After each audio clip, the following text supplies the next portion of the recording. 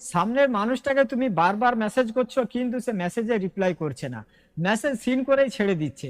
যদিও রিপ্লাই করছে অনেক লেট রিপ্লাই করছে, 1 ঘন্টা 2 ঘন্টা 3 ঘন্টা পরে রিপ্লাই করছে। তো রিলেশনের মধ্যে এরকম সিচুয়েশনে আমাদের কি করা উচিত? তুমি তার জন্য পাগল হয়ে যাচ্ছ, তার কোনো কিছুই হচ্ছে না। তো রিলেশনের মধ্যে এরকম সিচুয়েশন কেন চলে আসে? প্রথম প্রথম তো সেই মানুষটা 1 সেকেন্ডের মধ্যে 1 মিনিটের মধ্যে নোটিফিকেশন পাওয়ার সাথে সাথে রিপ্লাই করতো, কিন্তু যত বেশি সময় পার হচ্ছে তত বেশি সেই মানুষটা ইগনোর করছে, মেসেজে রিপ্লাই করছে না। তো এখানে প্রথমে একটা জিনিস মাইন্ডে খুব ভালো করেই ঢুকিয়ে নাও, সামনের মানুষটার কাছে এখন তুমি চ্যালেঞ্জ নয়। আর আমরা সেই জিনিসটা পাওয়ার চেষ্টা করি, সেই জিনিসটা জয়ী হতে চাই, যেই জিনিসটা আমাদের সামনে চ্যালেঞ্জ হিসেবে দাঁড়িয়ে থাকে। যেরকম মানুষ এভারেস্ট কেন জয় করতে যায়? কারণ এভারেস্ট জয় করা মানুষের সামনে একটা চ্যালেঞ্জ, এছাড়া অন্য কোনো কিছু বিষয় নয়। মানুষ জয়ী হবার জন্য নিজের জীবন পর্যন্ত বাজি লাগিয়ে দেয়। এখন সেই মানুষটা তোমাকে গ্যারান্টেড নিয়ে ফেলেছে, সে এখন এটা ভাবছে যে ও আমার জন্য পাগল, ও আমাকে ছেড়ে কোথাও যাবে না। আমি ওকে লেট রিপ্লাই করি চাই সাথে সাথে রিপ্লাই করি, এটাতে কি যায় আসে? আর সামনের মানুষটার ব্যবহার আমাদের প্রতি এরকম কেন হয়ে যায়? যখন আমরা সামনের মানুষটাকে একটা মেসেজ করলাম, দুটো মেসেজ করলাম, সামনের মানুষটা মেসেজ সিন করার পরেও আমাদেরকে রিপ্লাই করলো না, তখন আমরা তাকে বারবার মেসেজ সেন্ড করতে থাকি, তাকে এটা জিজ্ঞেস করি যে কি ব্যাপার, মেসেজ সিন করার পরেও রিপ্লাই করছো না, এত সময় পর্যন্ত অনলাইন রয়েছে, অনলাইনে কি করছো, আমাকে রিপ্লাই দিচ্ছ না। আর আমাদের এরকম ব্যবহারের কারণে সামনের মানুষটা আমাদেরকে গ্যারান্টেড নিয়ে নেয়, আমাদেরকে ইগনোর করে। আর আমরা তাকেই পাওয়ার চেষ্টা করি যে আমাদেরকে ইগনোর করে, কারণ আমরা এটা মনে করে থাকি যে ওর সাহস হয় কি করে আমাকে ইগনোর করার। দ্বিতীয় নাম্বার কারণ, যে সামনের মানুষটা তোমার কাছে বোর হয়ে গেছে, সে এটা ভাবছে যে ওর সঙ্গে কি কথা বলবো, ওর সঙ্গে কেমন কথা বলবো, ও তো এইগুলো কথা বলবে আমাকে বোর করবে। মানে তার ইন্টারেস্ট তোমার প্রতি আর নেই, তার ইন্টারেস্ট শেষ হয়ে গেছে, যেটার কারণে সে তোমাকে ইগনোর করছে, মেসেজে রিপ্লাই করছে না। তো যখন তুমি এটা দেখছো যে বারবার সেই মানুষটা তোমাকে ইগনোর করছে, তোমার মেসেজে রিপ্লাই দিচ্ছে না, তোমার মনের মধ্যে এরকম ভাবনা চলে এসেছে, তুমি এটা ফিল করছো যে ওই মানুষটার কাছে আমার আর কোনো ইম্পর্টেন্ট নেই, তখন তুমি তাকে এই মেসেজটা টাইপ করো, তাকে এরকম বলো যে দেখো, আমি তোমার আর আমার দুজনের রিলেশনে রেসপেক্ট করি, কিন্তু অনেক দিন থেকেই আমি দেখছি যে তুমি আমাকে ইগনোর করছো, ঠিক মতো আমার মেসেজে রিপ্লাই করছো না। তো এরকম ভাবে তো রিলেশনশিপ কন্টিনিউ করা যায় না। তুমি যদি চাও তাহলে তুমি আমার থেকে দূরে সরে যেতে পারো, তুমি আমার থেকে আলাদা হতে পারো। আর এটাও লিখে দাও যে এভাবে তো রিলেশনশিপ টিকিয়ে রাখা যায় না, তোমার যদি ইচ্ছা থাকে তাহলে তুমি আমার থেকে দূরে সরে যেতে পারো।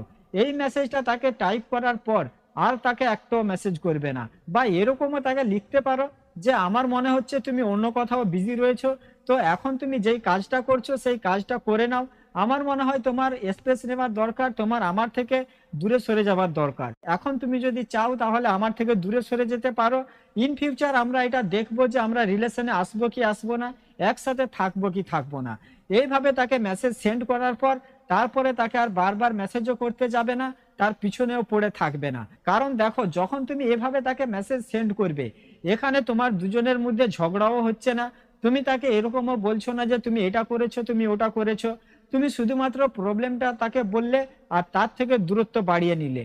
আর ইনডাইরেক্টলি তুমি তাকে এটা ফিলও করিয়ে দিচ্ছ যে আমি মুভ অনও করে নিতে পারবো, মুভ অন করার জন্য আমি রেডি রয়েছি, মুভ অন করতেও আমার কোনো দুঃখ কষ্ট হবে না।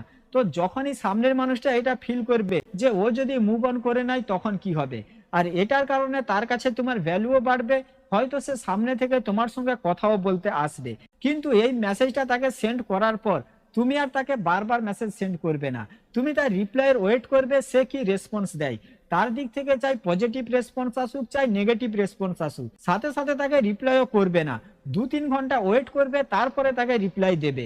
আর যদি তার দিক থেকে নেগেটিভ রেসপন্স আসে, সে যদি এরকম কোনো কথাবার্তা বলে থাকে যে ঠিক আছে আমাদের সম্পর্ক এখানে শেষ করে দিচ্ছি, আজ থেকে তুমি আলাদা আমি আলাদা, আজ থেকে আমাদের মধ্যে আর যোগাযোগ থাকবে না, এরকম ধরনের যদি সে কোনো রিপ্লাই দিয়ে থাকে, তখন তুমি মেসেজ সিন করে চুপচাপ থেকে যাও, আর তাকে মেসেজ করবে না, আর তার সঙ্গে কন্ট্যাক্ট করারও চেষ্টা করবে না। তখন তার কাছে তোমার ভ্যালু বাড়বে, হয়তো 1-2 দিনের মধ্যে বা কয়েক ঘন্টার মধ্যে তার ব্যবহার পরিবর্তন হয়ে যাবে, সে সামনে থেকে তোমার সাথে কথা বলতে আসবে, কারণ এখানে সে তোমার রেসপন্স দেখতে চাইছে।